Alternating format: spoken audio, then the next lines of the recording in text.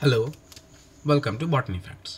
আজকে আমাদের সিএম বিকেল 5টার সময় এসএসসি সংক্রান্ত কিছু কথা বলেছেন, সেই নিয়েই আমি কিছু কথা বলতে চাই।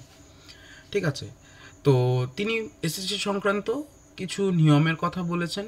কারা দিতে পারবে কারা দিতে পারবে না এ নিয়ে যদিও একটা কনফিউশন রয়ে গেছে, তবু আমরা কিছু প্রেডিক্ট করতেই পারি যে তিনি একদম তার মিটিংয়ের শেষের দিকে একটা পাতাকে উল্টে তিনি কিছু কথা বললেন। তিনি বললেন যারা যারা এডুকেশনাল কোয়ালিফিকেশন যাদের যাদের রয়েছে, ঠিক আছে, রিকুইজাইট যে ক্রাইটেরিয়া যারা যারা ফুলফিল করে তারা প্রত্যেকেই এই পরীক্ষায় বসতে পারবেন। এবং সাথে তিনি একটা কথা বলেছেন যে বয়সের ছাড় দেওয়া হবে, মানে তিনি বয়সের ছাড়টা দেবেন।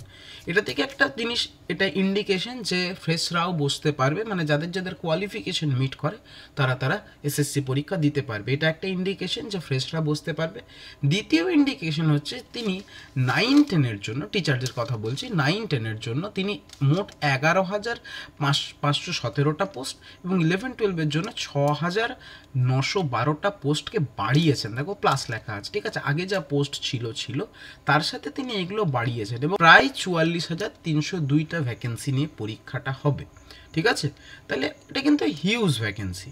ঠিক আছে, তো এই ভ্যাকেন্সিটা নিশ্চয়ই 2016-তে অ্যাপিয়ার্ড যারা, শুধুমাত্র তাদের জন্য হবে না, এটা সবার জন্য হবে। 2016 প্লাস যারা ফ্রেশ হিসেবে বসবে প্রত্যেকের জন্য এই ভ্যাকেন্সিটা। হ্যাঁ, 2016-য় যারা চাকরি হারিয়েছেন তাদের জন্য তিনি কিছু এক্সট্রা কথা বলেছেন যে 2016-য় যারা চাকরি হারিয়েছেন তাদের জন্য তিনি কি করবেন, তাদের জন্য তিনি এক্সপিরিয়েন্সের একটা নাম্বার দেবেন। 2016 সালে যে পরীক্ষাটা হয়েছিল সেখানেও এই রকম গল্প ছিল যে সেখানে প্রত্যেক বছর এক্সপিরিয়েন্সের জন্য হাফ নাম্বার করেছিল, মানে 0.5 করে প্রত্যেক বছরের জন্য ছিল। তাহলে এখানে একটু বলি যে 2016-য় যারা চাকরি হারিয়েছেন বর্তমানে পরীক্ষা দিয়ে পরে, তারা সবাই 2019 সালে জয়েন করেছেন, জানুয়ারি বা ফেব্রুয়ারি মাসে। আমি ফার্স্ট বা সেকেন্ড লিস্টের কথা বলছি।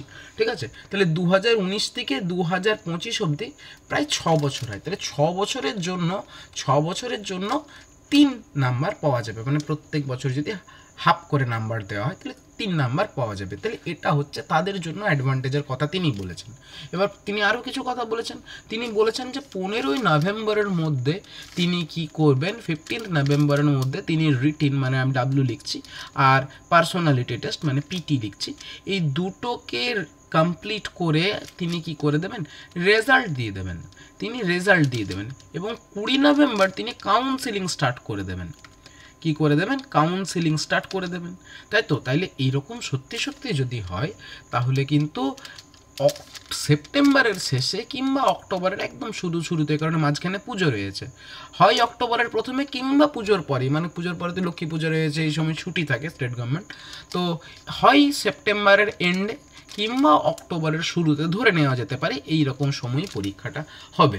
ঠিক আছে, এইরকম সময় পরীক্ষাটা। আমি যেহেতু বায়োলজিক্যাল সায়েন্স নিয়ে কথা বলি তাই আমি বায়োলজিক্যাল সায়েন্সেরই কথাই বলছি, যে যারা যারা বায়োলজিক্যাল সায়েন্সের পরীক্ষার্থী তাদের তো 3টে সাবজেক্ট দিতে হবে, জুলজি, বটানি এবং ফিজিওলজি।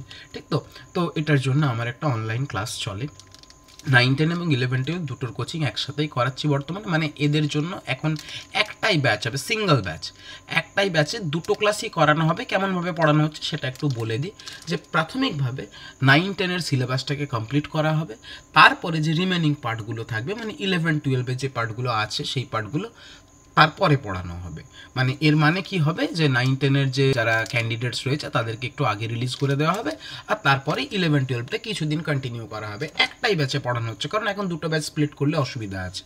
ঠিক আছে, আমার একটু ব্যাচের একটু ফিচার্সগুলো বলে দিই, যে সপ্তাহে 3 দিন ক্লাস হবে। আমি একটু বলি, এটা হয়তো এখন 4 দিন হয়ে যাবে। ঠিক আছে, রেকর্ডেড ক্লাস পাওয়া যাবে, হ্যান্ড রিটেন নোটস দেওয়া হবে যদি দরকার হয়, যে জায়গায় প্রয়োজন হবে, প্রত্যেক টপিকের জন্য দেওয়া হবে না। ঠিক আছে, মক টেস্ট নেওয়া হবে after completion of A topic or chapter. হ্যাঁ, উইকলি মক টেস্ট এখানে নেওয়া হবে না, একটা চ্যাপ্টার শেষ হওয়ার পর বা 2-3টা চ্যাপ্টার শেষ হওয়ার পর। ঠিক আছে, রেলিভেন্ট জিনিসপত্র রয়েছে হয়তো, তাদেরকে সবাইকে শেষ করার পর হয়তো একটা কমপ্লিট মক টেস্ট নেওয়া হবে। বোঝা গেছে? তো এই গেল ক্লাসের ডিটেলস। আচ্ছা, আরেকটা কথা বলি, যে আমার ক্লাসে জুলজি বটানির জন্য আলাদা আলাদা ফ্যাকাল্টি আছে। ঠিক আছে, বটানিটা আমি পড়াবো, জুলজি যিনি পড়াবেন আরেকজন জুলজি পড়াবেন। তো তারা দুজনে মিলে জুলজি এবং ফিজিওলজিটা পড়াবেন, আমি বটানিটা পড়াবো। এরপর মলিকুলার পার্ট, কোর পার্ট যেগুলো রয়েছে সে পার্টগুলো হয়তো ভাগাভাগি করে পড়ানো হবে।